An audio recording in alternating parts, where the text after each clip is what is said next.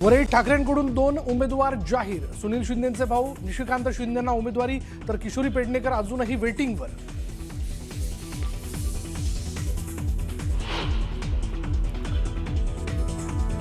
नाशिकमध्ये शिवसेना आणि राष्ट्रवादी एकत्र लढणार, तर भाजपकडून स्वबळाचा नारा.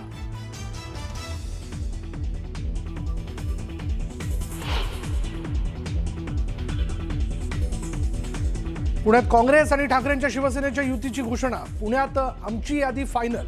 सचिन अहिर आणि सतेज पाटील यांची पत्रकार परिषदेत माहिती.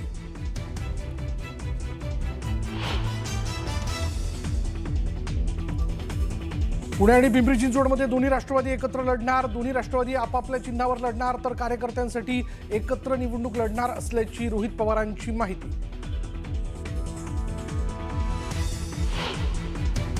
आणि मनसेच्या माजी नगरसेविका स्नेहल जाधव यांचा मनसेच्या पदाचा राजीनामा. उमेदवारीसाठी राज ठाकरे यांच्याकडे वारंवार केलेली विनवणी. उमेदवारी यशवंत किल्लेदार यांना दिल्यानं स्नेहल जाधव नाराज.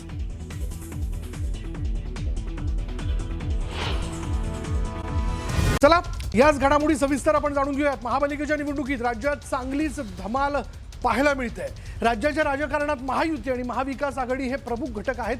महायुतीत सत्ताधारी आणि महाविकास आघाडीत विरोधक आहेत, तर त्यामुळे महापालिकेच्या निवडणुकीत महायुती आणि महाविकास आघाडी यांच्यातील घटक पक्ष एकमेकांच्या विरोधात लढणं अपेक्षित होतं. मात्र राज्यात अभद्र युती आणि आघाडीचं पेव फुटलंय. चला मंडळी, कुठे कुठे सोयीनुसार सोयरीक करण्यात आली एक नजर टाकूया त्यामध्ये. पाहूया, सुरुवात करूयात मुंबईतून. आघाडी या ठिकाणी जर पाहिली तर काँग्रेस, वंचित बहुजन आघाडी. पुण्यापासून आपण सुरुवात करूयात. पुण्यामध्ये जर आपण बघितलं तर राष्ट्रवादी अजित पवार आणि राष्ट्रवादी शरद पवार या दोन्ही पक्षांची युती झालेली आहे. सोयीची सोयरीक आणि कार्यकर्त्यांकरताही करण्यात आल्याचं नेत्यांचं म्हणणं आहे.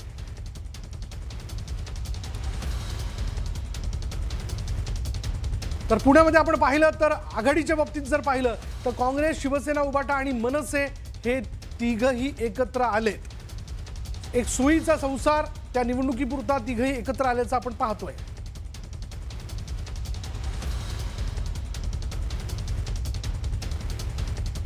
तर आणखीन एक सोयीची सोयरीक यामध्ये जर आपण जाणून घेतली तर ती आहे मुंबईमधनं. मुंबईमध्ये काँग्रेस आणि वंचित बहुजन आघाडी हे दोघंही एकत्र आलेले आहेत. काँग्रेस महाविकास आघाडीत बाहेर पडली आणि हे दोघं एकत्र येऊन एक तिसरी आघाडी आता जनतेसमोर पर्याय म्हणून असणार आहे.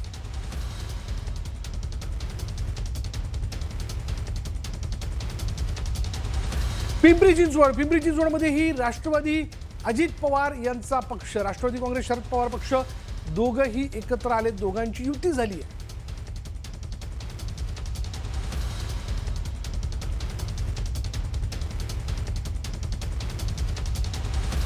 तर पुण्यामध्ये आपण जर पाहिलं तर आघाडीच्या बाबतीत राष्ट्रवादी शरद पवार पक्ष, वंचित बहुजन आघाडी आणि आम आदमी पार्टी तिघही एकत्र आलेत.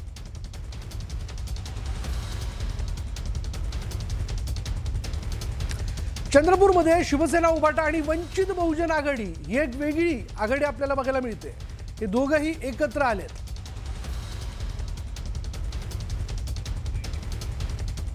आमची ऐका, घटक पक्ष म्हणून घेऊन आम्ही आमची आता काही भागांमध्ये त्यांच्याबरोबर त्यांची युती आहेत, नाही आहेत. काही भागावर आमची पण नाही आहे. तर उदाहरण द्यायचं तर वंचित आहे.